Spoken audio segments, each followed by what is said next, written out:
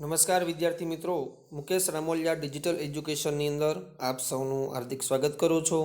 વિદ્યાર્થી મિત્રો, ધોરણ 10 સામાજિક વિજ્ઞાન પાઠ 19 માનવ વિકાસ, તો એના વિશે આપણે ચર્ચા કરી રહ્યા છીએ. તો એમાં આજનો ટોપિક ભણવાનો છે માનવ વિકાસને માનવ જીવનની કઈ કઈ બાબતો સાથે સંબંધ છે. આપણે અગાઉ માનવ વિકાસ જોયો હતો, ત્યારબાદ માનવ વિકાસ કોને કહી શકાય એ પણ બાબત આપણે શીખ્યા. તો આજે આપણે માનવ વિકાસને માનવ જીવનની કઈ કઈ બાબતો સાથે સંબંધ છે તો એના વિશે આપણે ચર્ચા કરીએ. તો તમે ફોટોગ્રાફ્સની અંદર જોઈ શકો છો. ત્યારબાદ આગળ આપણે જોવા જઈએ તો માનવ વિકાસને માનવીના સુખ શાંતિ તેમજ આવડત, રસ, રુચિ અને બુદ્ધિ ક્ષમતા સાથે સંબંધ છે. તો માનવીના સુખ શાંતિ, પોતાની આવડત જે કાંઈ હોય, પોતાનામાં જે કૌશલ્યોનો વિકાસ થયો હોય, પોતાનામાં જે કામ કરવાનું જે રસ, રુચિ હોય, બુદ્ધિ ક્ષમતા હોય, આની સાથે સંબંધ ડાયરેક્ટ માનવ વિકાસનો છે.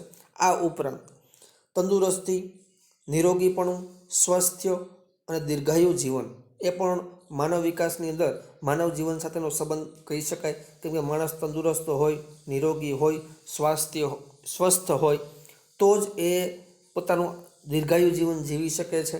ત્યારબાદ શિક્ષણ દ્વારા જ્ઞાન પ્રાપ્તિ, જો એનામાં શિક્ષણ ડેવલપ થયું હોય તો એ ઓટોમેટિક જ્ઞાન પ્રાપ્ત કરી લેશે.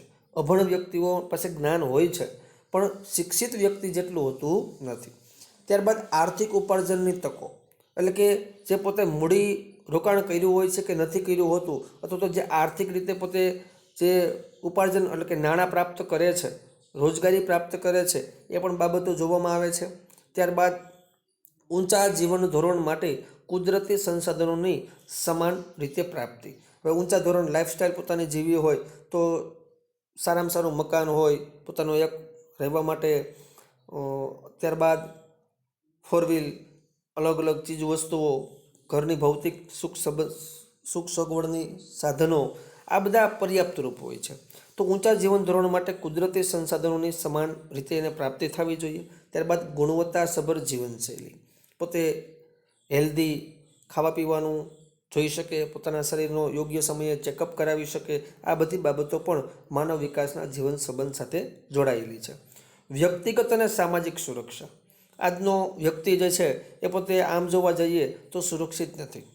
કોઈ પણ ગાંધીજીએ કીધું હતું કે જ્યારે ભારત દેશને આઝાદી મળી તો એને આવા શબ્દોનો ઉપયોગ કર્યો હતો કે જ્યારે જમ્મુ કાશ્મીરથી લઈ અને કન્યાકુમારી સુધી કોઈ પણ સ્ત્રી કોઈ પણ દિવસે કે રાતે પોતે મુક્ત રીતે હરીફરી શકે ત્યારે હું ખરી આઝાદી માનીશ. પરંતુ આજકાલ તમે જોઈ શકો છો કે દિવસે પણ લોકો ક્યાંક બહાર જવું હોય તો ડરનો માહોલ એટલો બધો જોવા મળે છે, અસામાજિક તત્વોનો એટલો બધો વધારે પડતો વ્યાપ છે કે લોકો, અથવા તો આતંકવાદી પ્રવૃત્તિ એવી બધી હોય છે ઘણા બધા પ્રદેશોમાં કે લોકો મુક્ત રીતે હરીફરી પણ શકતા નથી.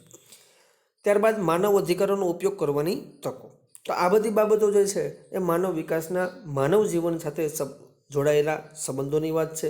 તો આ બધી બાબતો ખરેખર માનવ જીવનના સંબંધો સાથે જોડાયેલી હોય તો જ એને માનવ વિકાસ કહી શકાય.